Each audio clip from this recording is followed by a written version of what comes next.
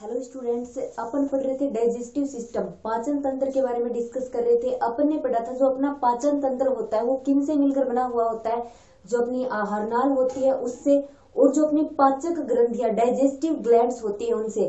आहार नाल यानी एलिमेंट्री कैनाल जो थी अपनी, अपन ने उसके बारे में डिस्कस कर लिया था। उसके कितने पार्ट होते हैं, एलिमेंट्री कैनाल के मुख्य पार्ट जो थे उसमें अपन ने डिस्कस किया था मुख, मुख गुहिका, गर्सनी, गर्सिका, अपना स्टमक, आमाशय, छोटी आंत, बड़ी आंत, मलाशय, एनस। ठीक है, इतने पार्ट जो थे अपने किस में थे, एलिमेंट्री कैनाल में, अपनी आहार नाल में। अब अपन डिस्कस करेंगे जो पाचक ग्रंथियां पाई जाती हैं अपने डाइजेस्टिव सिस्टम में, उन पाचक ग्रंथियों की, जितनी भी डाइजेस्टिव ग्लैंड्स होती हैं उनके बारे में अपन स्टडी करेंगे।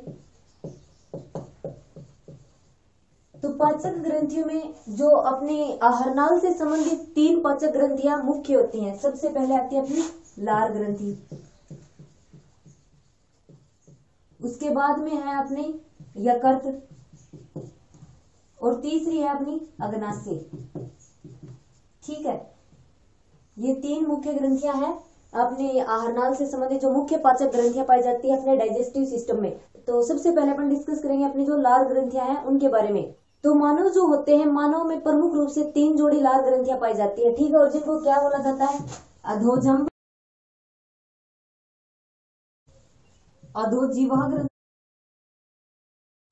और जो अपनी कर्ण पूर्व, ये प्रमुख तीन लार ग्रंथियां पाई जाती हैं मानव में। और इन ग्रंथियों द्वारा स्रावित लार जो होता है वो कहाँ पे आता है, मुख गुहिका में। लार ग्रंथियां जो मुख्य रूप से तीन लार ग्रंथियां होती है अपनी, और इनके द्वारा स्रावित जो लार होती है वो किस में आता है, मुख गुहिका में आता है। और अपना लार जो होता है, ये लार क्या होता है, क्षारीय तरल होता है। लार जो होता है वो क्षारीय तरल होता है। इसमें कौन कौन से पदार्थ प्रेजेंट होते हैं, टाइलिन, लाइसोजाइम, एमाइलेज और जल, सोडियम बाइकार्बोनेट, पोटेशियम बाइकार्बोनेट, ये सारे पदार्थ किसमें प्रेजेंट होते हैं, जो लार होती है, जो ये क्षारीय पदार्थ होता है लार का, उसमें ये सब पदार्थ उपस्थित होते हैं। जिसमें अपना टाइलिन जो होता है, टाइलिन क्या होता है, टाइलिन पाचक एंजाइम होता है। और लाइसोजाइम क्या होता है, लाइसोजाइम जीवाणुओं को नष्ट करता है। ठीक है, टाइलिन पाचक एंजाइम होता है और लाइसोजाइम जीवाणुओं को नष्ट करने का कार्य करता है। ये तो हो गई लार ग्रंथि का इंट्रोडक्शन। अब अपन बात करेंगे यकृत, लीवर के बारे में। तो जैसा कि अपन जानते हैं अपना यकृत जो होता है वो क्या होता है, मनुष्य के शरीर की सबसे बड़ी ग्रंथि होती है। लीवर जो होता है वो मनुष्य के शरीर की सबसे बड़ी ग्रंथि होती है। ये जनरल नॉलेज का क्वेश्चन भी है, काफी ज्यादा कंपटीशन एग्जाम्स में पूछा जाता है। ठीक है, तो अपना यकृत या अपना लीवर जो है मनुष्य मानव शरीर की सबसे बड़ी पाचक ग्रंथि होती है। और इसका टोटल वेट कितना होता है, इसका वजन लगभग 1.2 से 1.5 किलोग्राम तक होता है। ठीक, और इसकी चौड़ाई जो होती है वो लगभग 15 से 22 सेंटीमीटर तक होती है। वेट 1.2 से 1.5 किलोग्राम तक, चौड़ाई 15 से 22 सेंटीमीटर तक। और ये कहाँ पाया जाता है, जो अपना तनपुट जिसको अपन डायफ्राम बोलते हैं उसके दाईं साइड प्रेजेंट होता है। और इसमें दो पालियां होती है, दाई पाली और बाई पाली। और इन दो पालियों के अतिरिक्त भी इसमें दो पालियां पाई जाती है जिनको क्या बोलते हैं, क्वाडेट तथा कोडेट।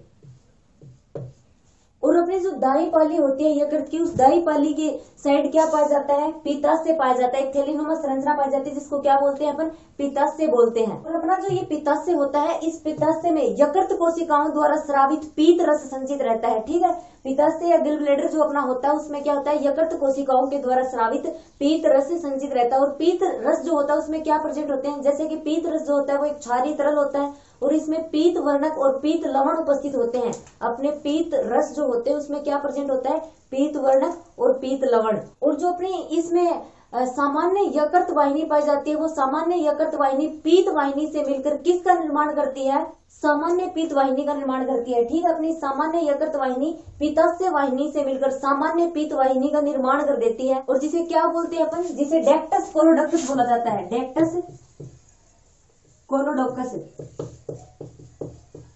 और इस डेक्टस कोलोडोकस का क्या वर्क होता है, फिर यह पीत रस को ग्रहणी में पहुंचाने का कार्य करता है। ठीक है, फिर इसके द्वारा पीत रस को ग्रहणी में पहुंचा दिया जाता है। और अपनी जो सामान्य पीत वाहिनी होती है, ये सामान्य पीत वाहिनी जो होती है ग्रहणी की समीपस्थ भुजा में जाकर खुलती है। ठीक है, सामान्य पीत वाहिनी कहाँ पर जाकर खुलेगी, जो ग्रहणी होती है इसकी समीपस्थ भुजा में जाकर खुलती है। वहां पर एक कपाट पाया जाता है जिसे अपन क्या बोलते हैं, जिसे बोला जाता है ओडाई का अवरोधनी।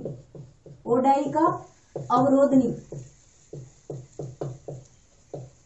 अपनी जो सामान्य पीत वाहिनी होती है वो ग्रहणी की अग्रस्त भुजा में ग्रहणी की अग्रस्त भुजा में जाकर खुलती है और वहां पर एक कपाट पाया जाता है जिसको बोला जाता है ओडाइका अवरोधनी।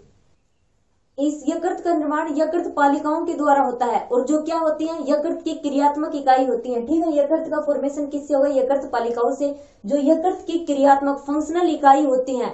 और इन यकृत पालिकाओं का निर्माण किससे होता है? इन यकृत पालिकाओं का निर्माण होगा यकृत कोशिकाओं से। और अपनी जो ये यकृत कोशिकाएं होती हैं, इन यकृत कोशिकाओं के बीच बीच में अंतर अवकाश पाए जाते हैं। ठीक है, यकृत कोशिकाओं के बीच में क्या पाए जाएंगे?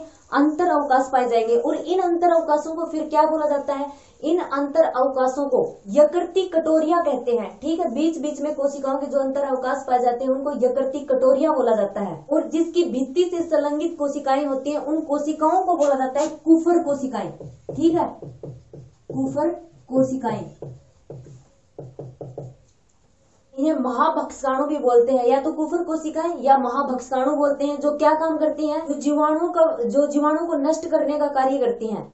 अब आगे अपन मोस्ट इम्पोर्टेंट टॉपिक आता है, इसमें यकृत के कार्य क्या होते हैं, वहां से क्वेश्चन आने के चांसेस ज्यादा होते हैं। यकृत के क्या कार्य होते हैं, या तो पूछ लेंगे ओडाइका अवरोधनी क्या होती है, कुफर कोशिकाएं क्या होती हैं, डैक्टस कोलोडोकस का क्या काम होता है। अब अपन बात करेंगे यकृत के क्या क्या फंक्शन होते हैं, क्या क्या कार्य होते हैं। सबसे पहले इसमें वर्क आता है पीत रस का निर्माण। यकृत का मुख्य कार्य क्या होता है? पीत रस का निर्माण करना। और पीत रस कैसा होता है? पीले हरे रंग का क्षारीय तरल होता है ये। इसमें क्या क्या प्रेजेंट होते हैं? पीत वर्णक और पीत लवण उपस्थित होते हैं। ठीक है, पीत लवण में कौन कौन से पदार्थ प्रेजेंट होते हैं? पीत लवण में सोडियम बाइकार्बोनेट, ग्लाइकोकोलेट, टार्कोलेट आदि प्रमुख पदार्थ उपस्थित होते हैं। ठीक है, अगर अपन बात करें जो अपना पीत लवण जो होता है, मुख्य पीत लवण में कौन कौन से पदार्थ होते हैं?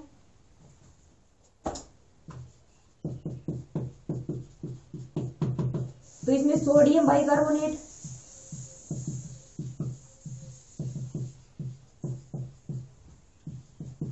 टार्कोलेट और ग्लाइकोकोलेट ये मुख्य रूप से प्रेजेंट होते हैं। अब पीत वर्णक कौन से प्रेजेंट होते हैं? मोस्ट इंपोर्टेंट है, पीत वर्णक पूछ सकते हैं। पीत रस में उपस्थित दो पीत वर्णक कौन से होते हैं? दो पीत वर्णक पाए जाते हैं। फर्स्ट कौन सा होगा? बिलीरुबिन, और सेकंड होगा बिलीरुबिन। ठीक है, बिलीरुबिन और बिलीरुबिन दो पीत वर्णक पाए जाते हैं पीत रस में। और इन पीत वर्णकों का निर्माण किससे होता है? इन पीत वर्णों का निर्माण होता है हीमोग्लोबिन के विखंडन से। ठीक है, पीत वर्णकों का निर्माण किससे होगा? हीमोग्लोबिन के विखंडन से। और अपना जो ये पीत रस होता है इसका क्या कार्य होता है? पीत रस जो होता है वो वसा के पाचन में, वसा के पायसीकरण में महत्वपूर्ण भूमिका निभाता है। भोजन को सड़ने से बचाता है, हानिकारक जीवाणुओं को नष्ट करता है, और जो अपनी भोजन होता है उस भोजन की अम्लीयता को कम करता है। क्योंकि हम जानते हैं कि जो पीत रस होता है वो क्या होता है? क्षारीय तरल होता है, तो भोजन की अम्लीयता को कम करता है। ये हो गए अपने पीत रस के कार्य। अब आगे नेक्स्ट फंक्शन की अपन बात करें, यकृत का अगला क्या कार्य होता है? बात करें अपनी जो यकृत कोशिकाएं होती हैं, वो यकृत कोशिकाएं क्या करती हैं? आवश्यकता से अधिक ग्लूकोज की मात्रा को ग्लाइकोजन में चेंज कर देती हैं और फिर उसका संग्रह करती हैं। ठीक है, आवश्यकता से अधिक ग्लूकोज की जो मात्रा होती है उसको ग्लाइकोजन में बदलकर उसका संग्रह कर लेती हैं। और ये प्रक्रिया क्या कहलाती है? ग्लाइकोजेनेसिस। ठीक है, ये प्रक्रिया क्या कहलाएगी? ग्लाइकोजेनेसिस।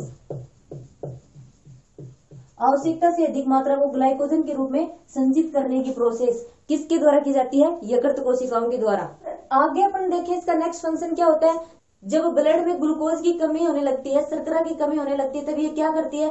ग्लूकोज जो इसने ग्लाइकोजन के रूप में संचित की थी ना, उस ग्लाइकोजन के रूप में संचित ग्लूकोज को वापस से ग्लूकोज में चेंज कर देती है ये। ठीक है, इस प्रकार ये क्या करती है? शर्करा की कमी को पूरा करती है। मतलब अपने ब्लड में जब शर्करा की कमी होती है तो जो ये यकृत कोशिकाएं होती है, ये यकृत कोशिकाएं क्या करती है? वापस से ग्लाइकोजन को ग्लूकोज में चेंज कर देती है। ठीक है, और उस प्रोसेस को क्या बोला जाता है? ग्लूकोनियोजेनेसिस।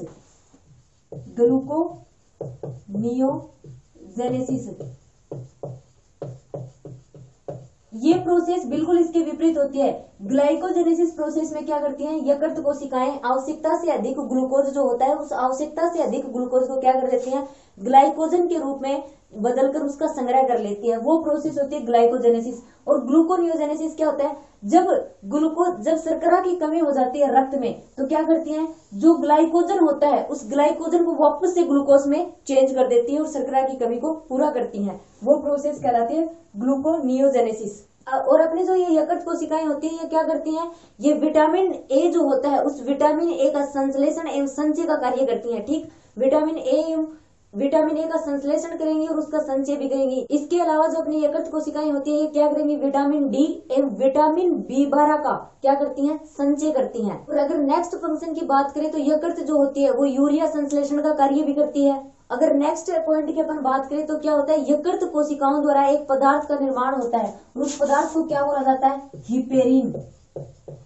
अपनी यकृत कोशिकाएं इंपॉर्टेंट है, इस हिपेरिन से क्वेश्चन पूछ सकते हैं। अपनी यकृत कोशिकाएं जो होती हैं वो हिपेरिन नामक पदार्थ का निर्माण करती हैं। और फिर ये हिपेरिन नामक पदार्थ, इस पदार्थ का क्या वर्क होता है, ये हिपेरिन नामक पदार्थ रुधिर वाहिनियों में रक्त को जमने से रोकता है। ठीक है, अपनी यकृत कोशिकाएं लीवर सेल्स जो होती है वो हिपेरिन नामक पदार्थ का निर्माण करती हैं और ये हिपेरिन नामक पदार्थ अपनी जो रुधिर वाहिनियां होती हैं उन रुधिर वाहिनियों में रक्त को जमने से रोकता है। इसके अलावा जो अपनी यकृत कोशिकाएं लीवर सेल्स होती है वो क्या करती है, प्रोथ्रोम्बिन एंड फाइब्रिनोजन। ठीक है, प्रोथ्रोम्बिन और फाइब्रिनोजन दो रक्त प्रोटीन होती हैं, इन रक्त प्रोटीनों का संश्लेषण करती हैं। ठीक है, इनके बारे में अपन डिटेल से भी स्टडी करेंगे जब अपन ब्लड सर्कुलेशन सिस्टम पढ़ेंगे। उस टाइम रुधिर का थक्का जमने की प्रोसेस आएगी, उसमें डिस्कस करेंगे अपन प्रोथ्रोम्बिन क्या होता है, फाइब्रिनोजन क्या होता है। ये क्या होती है, ब्लड की प्रोटीन होती है और इनका कार्य क्या होता है, रुधिर जब चोट लग जाती है उस समय रुधिर का थक्का बनाने का कार्य करती हैं ये।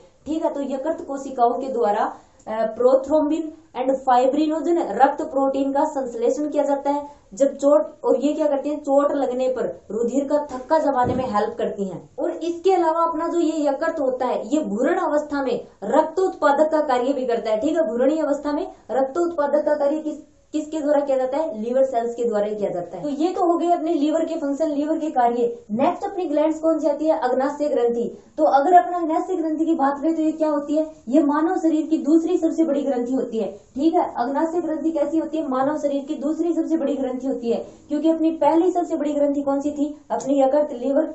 तो ये किस प्रकार की होती है, ये अग्नाशय ग्रंथि जो होती है मिश्रित प्रकार की होती है, मतलब ये अंतःस्रावी भी होती है और बहिःस्रावी भी होती है। और इसका निर्माण किससे होता है, इसका निर्माण भ्रूण के एंडोड्रम से होता है। ठीक है, अग्नाशय ग्रंथि का उद्भव भ्रूण के एंडोड्रम से होता है। और अपनी इस अग्नाशय ग्रंथि में दो प्रकार के कोशिका समूह पाए जाते हैं। वो दो प्रकार के कोशिका समूह कौन से होते हैं, फर्स्ट होता है एसिनाई, सेकंड होता है अपना लेंगरहैंस द्वीप समूह है, जिसमें अपनी एसिनियाई जो होती हैं ये क्या होती हैं, बहिःस्रावी होती हैं। ठीक है, संयोजी ऊतक में बीच में पाई जाती हैं। और किसका स्राव करती हैं, ये एसिनियाई जो होती हैं ये अग्नाशय रस का स्राव करती हैं। ओके, बहिःस्रावी प्रकार की होती है और संयोजी ऊतकों के बीच में पाई जाती हैं और अग्नाशय रस का स्राव करती हैं। अगर अपन बात करें लेंगरहैंस दीपिकाओं की, तो लेंगरहैंस दीपिकाएं क्या होती हैं, अंतःस्रावी प्रकार की कोशिकाओं का समूह होती हैं। कहाँ पाई जाती हैं, ये एसिनियाई जो कोशिकाओं के समूह होते हैं उनके बीच में प्रेजेंट होती हैं। और इन लेंगरहैंस दीपिकाओं में 3 अलग अलग प्रकार के कोशिकाओं के समूह पाए जाते हैं। ठीक है, 3 अलग अलग प्रकार के कोशिकाओं के समूह पाए जाएंगे और जो क्या करेंगे, 3 अलग अलग प्रकार के हार्मोनों का सीक्रेशन करेंगे। अगर अपन बात करें वो कौन कौन सी कोशिकाओं के समूह होते हैं, सबसे पहले आता है अल्फा कोशिकाएं, उसके बाद में बीटा कोशिकाएं, और उसके बाद में आता है अपना गामा कोशिकाएं। अब अल्फा कोशिकाएं किस हार्मोन का सीक्रेशन करती हैं, ग्लूकागोन। अल्फा कोशिकाएं जो होंगी वो ग्लूकागोन का स्राव करेंगी। बीटा कोशिकाएं किसका, इंसुलिन का। और अपनी गामा कोशिकाएं गेस्ट्रिन, सीरोटोनिन और सोमेटोस्टेटिन।